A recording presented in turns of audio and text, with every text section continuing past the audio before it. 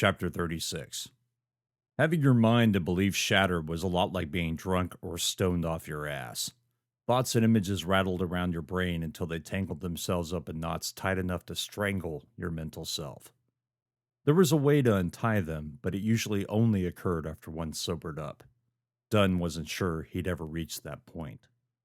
He'd been staring at the wall for the last several minutes, unsure he could even move. Colonel Hayes and SF-Gov had sent them out here to recapture history. The trio, it seemed, had sent them out here for an altogether different reason. They had suggested he ignore his orders and blow Mira into a billion pieces. Now, he wished he'd listened. If the trio weren't nearly 3 light hours away, he'd have been on the comms with them immediately, peppering them with questions. Hell, he'd be screaming at them. Worse, he'd be screaming at Hayes. The mission had cost him a skiff, at least one Marine's life, and 4 more Marines that were trapped aboard Mira. And instead of searching for them, he'd sent his remaining Marines to put a harness on the derelict so they could tow it back to Neptune. Or Pluto, he said aloud. He sighed. What do you want to do? Captain, Black said. Are you asking me something? Dunn glared at the inset speaker. No, Black, I'm not. Captain? Oakes called over the comms. Dunn, startled, nearly fell off the crate. Go ahead, Lieutenant.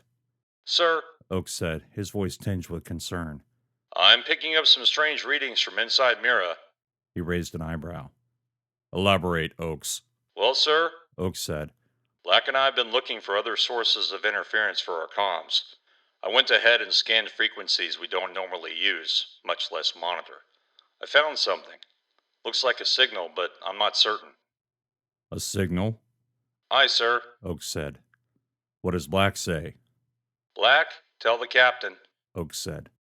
Captain, the AI said. The waves appear more like radioactive decay than an actual signal as we understand it. However, I believe they're more in line with cosmic rays. Dunn blinked. Cosmic rays? Yes, Captain, the AI said. The thoughts and concerns that had tangled up his mind for the past 5 minutes departed in an instant. Black, what could cause something like that? Unknown, Captain, the AI said. Oakes, how long have you been monitoring this? Half an hour, Oakes said. I thought it was maybe a false reading, so I've been running diagnostics over the sensor array. I wasn't even sure what I was looking at. A shiver danced down Dunn's spine. Have we been able to pinpoint the origin? That's the worrisome part of this, sir, Oakes said. As near as I can tell, it's coming from Mira's cargo bay. Where is the signal headed? I mean, is it omnidirectional? No, sir, it's not. Oakes said. Our sensors only caught the transmission briefly when I was changing course to match Mira. From what I can tell, the signal's intended destination is outside of the Sol system. The shiver hit him again, harder. Black, please tell me it's not aimed at any KBOs. The AI paused. I'm unable to tell you that, sir. Meaning what? Meaning, Black said. The approaching KBO is directly in the signal's path. Shit, Dunn said. Oakes cleared his throat. Sir, what do you want me to? S&R Black's emergency klaxon went off. A number of alerts hit Dunn's block. Whoa, Black, what the hell is going on? Captain, Lieutenant Noble is under attack. The world seemed to freeze in place. By what? Exosolar material, Black said. The red lights in the cargo bay flashed in sequence, bathing him in an angry, strobing threat. Dunn leaped off the crate. Dunn to Noble, come in. No response. He attempted a block connection to the engineer. More nothing. Growling, he said, Oakes, you have the captain's chair. Sir, Oakes said. I'll suit up and help Noble. Negative, Dunn said as he ran to his locker. He had to suit up. He had to grab weapons, and he had to get out there. I need you doing what you do. If you lose comms with me, he said as he exited the cargo bay and entered the locker room. I want you to get our Marines on board. Tell Talby he's in charge and to get Mira to Pluto. Sir? Just do it, Dunn yelled. He opened his locker and dragged out his combat suit. As he shrugged into it, he finally heard Oakes say, Aye, sir, under his breath. He needed Oakes in the command chair. He needed Oakes to fly.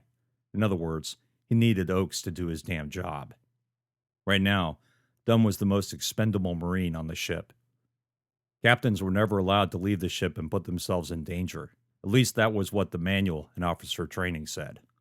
"Fuck the rules," he said as the suit closed around him. He donned the helmet, checked the pressure, and ran as fast as he could to the same airlock Noble had used. As he ran, his eyes caught sight of the crates. He pulled a flechette rifle from the wall and walked to the crate containing the tritium flechette rounds, took a magazine from the stash, and loaded the rifle. He stuffed 3 more magazines of normal flechette rounds into his ammo pouch and checked his utility belt. He had a vibroblade, plenty of gas, atmosphere, emergency tether, and enough rounds to take on a squad. Dunn entered the airlock, his heart beating fast. "Oakes, I'm leaving the ship." "Aye, sir," Oakes said, his voice slightly choked. "Good hunting." He attached a tether line to his suit and cycled the airlock. The darkness of space greeted him like a lost lover. Chapter 37. The skiff picked up speed, fleeing the final mount point area. Hovering 10 meters above Mira's hull, Talby had a second to blink before pine cones began smashing into the canopy like cannon shots. Cursing, Talby hit the thrusters and brought the 52 another 5 meters away from the hull. "Gunny!" he yelled. "What the fuck is going on?" "Get out of there, sir!" Gunny yelled back. Talby touched the thrusters again, this time adding reverse momentum to the altitude. The craft drifted further from the hull, and he found himself 20 meters away and facing the trench. He hit the combat shutters, and the SV-52's canopy disappeared beneath heavy Atmos steel sheets. One of the portside cameras went dead, leaving a blank spot on his HUD. And then he saw it. The trench. It wasn't a trench anymore. The glistening liquid disappeared as the great divot in the hull turned into a fissure before bursting open like a rotted fruit. Fine droplets of silver shot into space like mist, punctuated by the dark flakes of ruined and smashed Atmos steel. Blanketed by the SV-52's powerful lights, the trench seemed to explode as a tapered form reached outward and slammed against the hull. Talby watched the thing in horror as the arm-like appendages clung to the hull and pulled the rest of the creature from the trench. Several other appendages appeared, looking like 2-meter-long arms covered with waving bristles. 5, 7, 9. The creature finally floated free of the trench, its first arm still attached to the hull and keeping it moored. Its surface held no color and hardly reflected any of the light. Space seemed to shimmer and shiver around it like a heat haze. The creature's writhing and amorphous center flexed the impossibly dark arms before letting go of the hull. A field of pine cones directly below the creature's clumsy egress took flight like a flock of birds and headed directly at Talby. Before his confused and terrified brain had a chance to realize what was about to happen and that he should just get the hell out of there, the fleeing pine cones smashed into the 52's hull. Another camera view winked out, leaving him partially blind on both the starboard and port sides. It didn't matter, though. The real threat was now jetting toward him. The alien, starfish-like creature pushed itself off the hull and flew at him. Yelling, Talby had just enough time to brace himself before the large creature collided with the SV-52, the momentum pushing the vehicle into a tumble through space. Arms with wriggling tubes scratched across the metal. One of the arms smacked a pine cone against the canopy. The creature, attached to the vehicle by one arm, used the rest of its appendages to grab the pine cone. The thing dragged the captured prey toward its center, where a silvery set of mandibles waited. The arms lined up on either side of the pine cone's center before the creature folded it into its maw. A jet of glistening liquid shot across the pine cone's surface, the smaller creature struggling in its grip. A haze or mist of gas puffed into space around the battle before the pine cone split in half. One of the arms freed itself from its quarry and plucked a purplish prize from the shell. The starfish thing's center pulsed forward and devoured the alien meat in a single lunge. Before he could take a breath, the aggressor flung the empty pine cone aside and wrapped its arms around another floating nearby while keeping itself attached to the craft. Talby struggled to regain his wits as the SV-52 tumbled through space in the direction of the debris field. The thing had knocked him away from Mira, and if he didn't regain control, he might smash into something large enough to crack the hull. Using the vehicle's non-sentient AI, he computed a maneuver solution and fired the thrusters in sequence. The SV-52 twirled in a cartwheel before regaining stability. Then the creature, either in rage, confusion, or fear, locked all of its arms down on the small craft's hull as if to hold on. Someone was yelling at him over the comms, but he barely noticed. The creature's mouth had yawned open, the silver mandibles gleaming beneath the camera lights. The creature swung an arm, and the camera died instantly. "Fucking blind!" he yelled to no one, and pushed the rear thrusters to full. The SV-52 shot toward Mira, the strange creature still attached and writhing against the force. 10 meters per second, 12 meters per second, 15.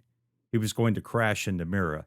He was going to crash and he was going to die, and the creature pushed off the vehicle and into space. The remaining camera covering the front third of the 52 filled his HUD with the image of Mira's incredibly vast hull. His mind still shrieking with horror, Talby brought the undercarriage thrusters to a full burn. Mira's hull slowly moved out of view, affording him the sight of an empty space studded with the jewelry of distant stars. "Talby, what's your status?" Oak's words rang in his ears. "Oaks," he tried to say, but made little more than a hoarse, guttural rumble. He cleared his throat and tried again. "I'm clear of..." The SV-52's hull boomed with a massive impact before the craft spun out of control once again. His HUD lit with yellow and red warnings. He'd lost the port side thruster array and was jetting gas into space. The AI killed the fuel line for the damaged area to ensure no more of the precious fuel escaped. An arm appeared over the rear camera, and then another. "I'm so fucked," Talby said aloud. The craft's hull creaked. Another alarm went off in his HUD. The attacker was crumpling the aft hull. "Motherfucker!" Talby screamed, and brought the aft cannons to life. He fired 3 times, blind and unsure how much, if any, of the creature was in front of the barrels. The first flechette exploded less than a meter away from the ship, rattling the hull with debris. The second round hit nothing. The third, however, was the one. The arms disappeared in a violent wrench, and then he was free. Compensating for the lost port thrusters, he blasted upward again and rotated using the remaining attitude jets. Mostly blind on the bow, he turned enough to keep the starboard cameras focused on where the creature had been, while the SV-52 continued flying away from Mira and to S&R Black. A storm cloud of pine cones, thicker than he'd imagined possible, floated 20 meters away from Mira's starboard side. The starfish thing undulated, the sheen of haze surrounding it more palpable than before. Trailing drops of silver liquid, the creature glided into the grouping of pine cones, its arms slashing into their midst and eating prize after prize. "Talby!" Oakes yelled again. "What's your status?" He barely heard the voice over the trip hammer beat of his heart and the bellows of his breathing. "Oakes," he said between rapid breaths. "I'm damaged, but still here. Those goddamn pine cones are alive, and whatever the fuck came out of the ship is eating them." He swallowed hard. "Damn near tore me apart." "Get back to the ship. Dunn and Noble are under attack. They need cover." "Shit," Talby said. "Copy. On my way at best possible speed." Port thrusters, dead. He had cameras covering the starboard side, a portion of the undercarriage, full visibility above the canopy, and less than 1/3 visibility from the bow. The SV-52 warnings on his HUD pulsed with component failures. "Fuck it," he said, and retracted the blast shutters over the canopy. Through the transparent aluminum, he saw the well-lit form of S&R Black. Although its aft was nested in nearly complete darkness, he made out pinpoints of light surrounded by thickening shadows. "Hold on, Captain. I'm coming." As soon as the words tumbled from his mouth, he wondered if he had enough juice to even make a difference.